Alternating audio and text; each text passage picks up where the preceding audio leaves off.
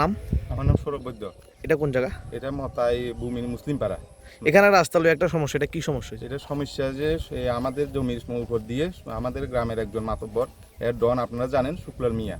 হ্যাঁ, এখন এই রাস্তাটা দিয়ে আগে ছোট একটা রাস্তা ছিল, এখন বড় গাড়ি ঢুকার মানব পাচারের সঙ্গে তো জড়িত। আপনারা সবাই জানেন, টিভি নিউজে দেখছেন 2023 সালে একে এনআইএ তুলে নিয়ে গেছিল। কিন্তু টাকা আছে, ক্ষমতা আছে, সব দিয়ে যায়, বাঁচে যায়। কিন্তু এখন যে আমার জমির উপর দিয়ে রাস্তা করে আমি বাধা দেওয়ার সময় এখানে দলবল আছে কয়েকজন, দলবল নিয়ে আমার বাবাকে মারতে আসে। আমি যখন বলি আমাকে আইনের দমক দিয়ে, আইনের সঙ্গে আবার আমি যখন আমাকে মেরেছিল তখন আমাদের বিলোনিয়া থানায় আমি কমপ্লেন করেছি। পঞ্চায়েত জানার পরে পঞ্চায়েত বলেছে আইনে আশ্রয় নাও। পঞ্চায়েতে যখন গিয়েছি, পঞ্চায়েত বলেছে থানা যেতে, থানায় গিয়েছি, থানা বলেছে আমাকে 2 দিনের সময়, 2 দিন পরে আসবে।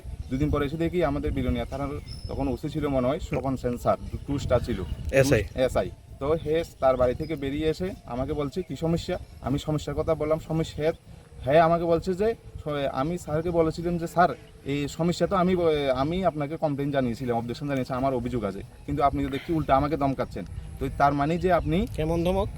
ধমক দিচ্ছে যে টাকা তুলে নাও, টাকা শুক্লাল থেকে টাকা নিয়ে দেবো, তোমরা কেসটা তুলে নাও।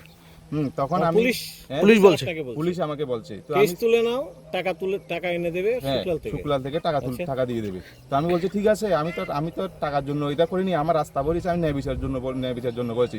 ঠিক আছে, আপনি যখন পারবেন না, আপনি ঊর্ধ্বতর কর্তৃপক্ষের কাছে আমি জানাবো। ঊর্ধ্বতর কর্তৃপক্ষের কাছে তো আমি জানিয়েছি, আমি পঞ্চায়েতের উপর তো কিছুই নেই, পঞ্চায়েতকে জানিয়েছি। পঞ্চায়েতকে জানার পরে পঞ্চায়েত যখন বলেছে যে এই ব্যাপার, যে তোর জায়গা যখন বড়িয়েছে তুই আবার লিখিত একটা কাগজ দে, আমি আবার লিখিত থানায় আরেকটা কাগজ দিয়েছি। আজ পর্যন্ত এটার কোনো বিচার হয়নি। থানা সেখান থেকে কোনো ধরনের পদক্ষেপ নিচ্ছে না, থানা কোনো কিছু পদক্ষেপ নিচ্ছে না। পুলিশ আসার পরও আপনাকে কি মানে টাকা দিয়ে এটা মিটমাট করার জন্য টাকা দিয়ে বলছে যে সে শুক্লাল মিয়া থানার ওসির সামনে আমাকে ধমক দিচ্ছে যে সঙ্গে বড় বড় উপরের লেভেলের অফিসার, পঞ্চায়েত সব কিনা টাকা দিয়ে সব কিনেছে। তো আমি তো জানি না টাকা দিয়ে কিনেছে, কারণ তো আগেই আপনারা জানেন যে মানব পাচারের সঙ্গে সব কিছু জড়িত। এখন রাস্তাটা তো করতে সুবিধার্থে, যে সঙ্গে তার কাটা আছে, তার কাটা দিয়ে মাল নিয়ে আসবে যাবে, এখন এটাই সুবিধার্থে করে। কিন্তু আমরা জানি না। কিন্তু এখন আমি চাই যে আমার রাস্তা, যে আমি জমি যাতে ফিরে পাই, আমি সুষ্ঠু বিচার চাই।